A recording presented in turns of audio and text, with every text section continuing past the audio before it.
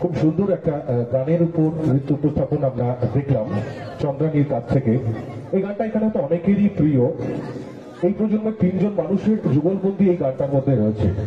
সুর দিয়েছিলেন ইন্দ্রদীপ দাশগুপ্ত, কথা দিয়েছিলেন আরো একজন কবি শ্রীজাত, এবং গানের কণ্ঠ অবশ্যই অরিজিৎ সিং, আপনারা সকলেই জানেন। আমরা সেই গানের উপর নৃত্যায়ন দেখলাম। এরপর আমরা পরবর্তী অনুষ্ঠানে যাব।